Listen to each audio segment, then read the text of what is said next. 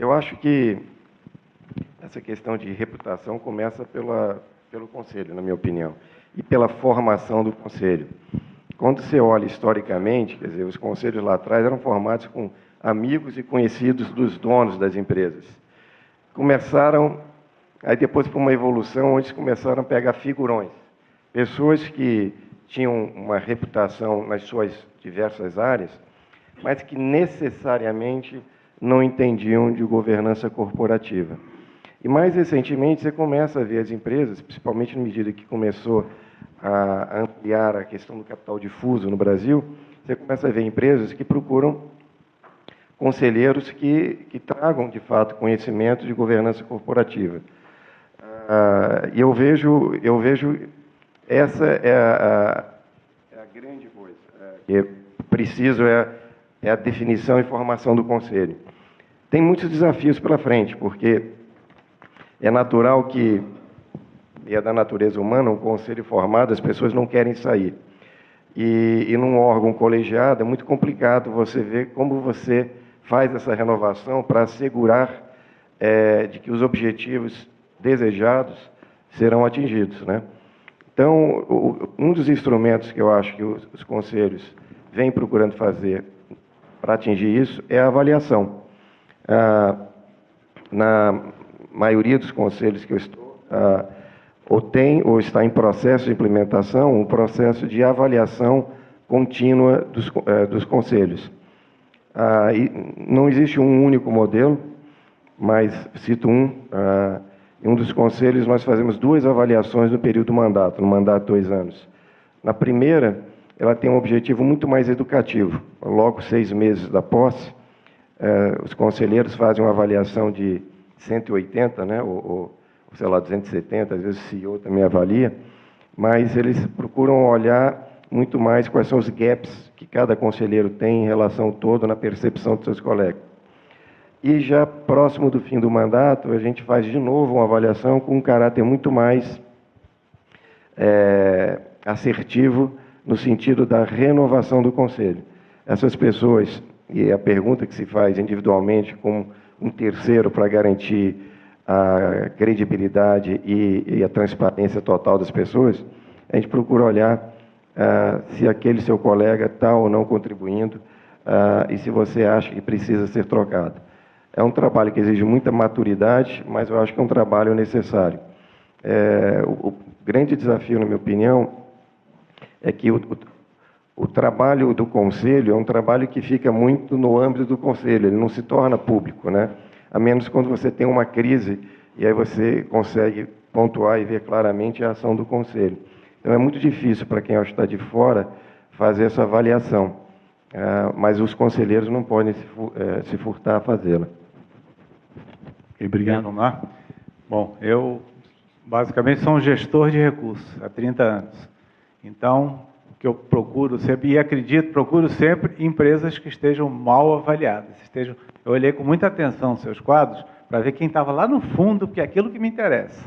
Tá certo? Está bem, não me interessa, porque eu, como gestor, estou querendo ganhar. Criar valor é um nome mais sofisticado, se dá a ganhar. É isso.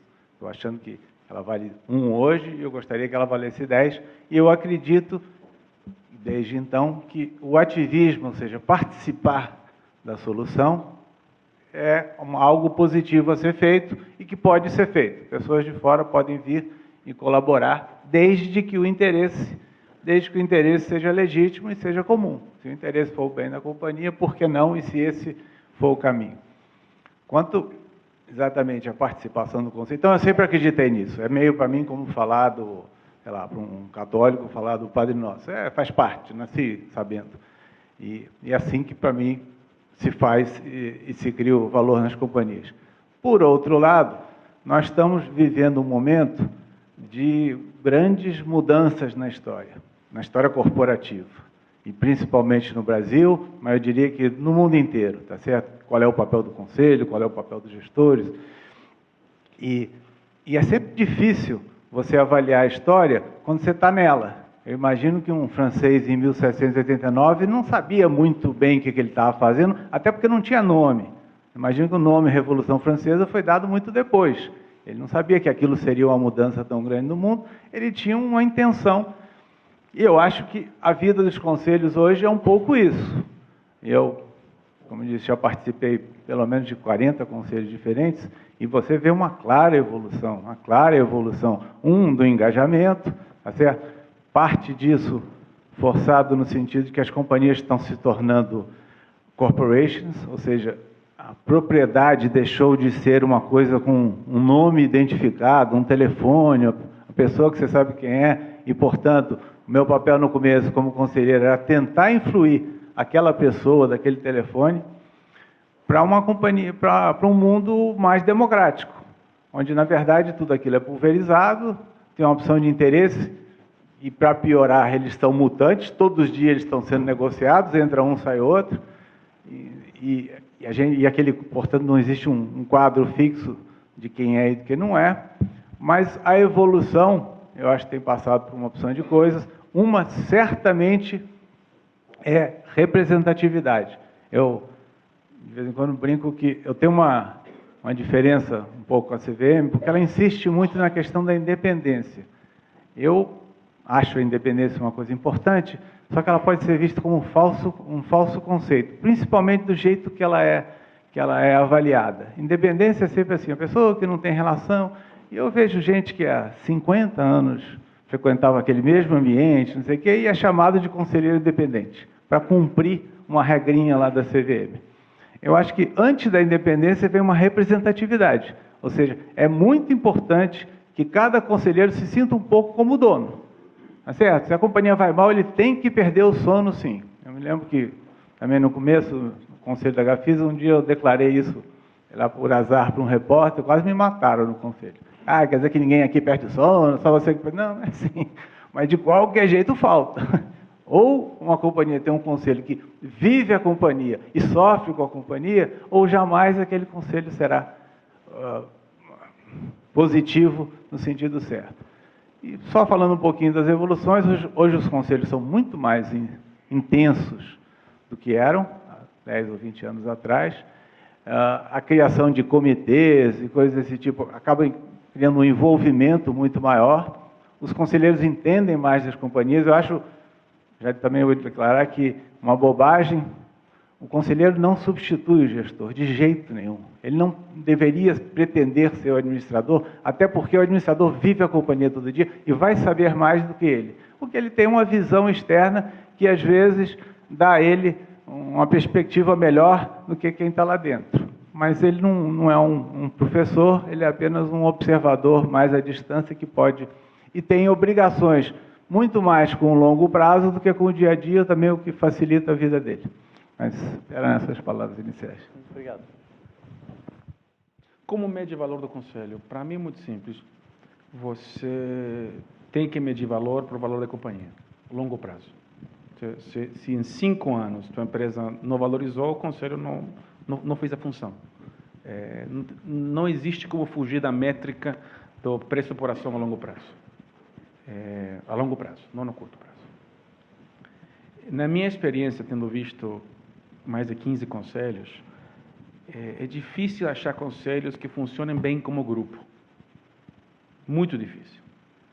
E eu acho que para funcionar bem, se tiver uma ideia para expor, é que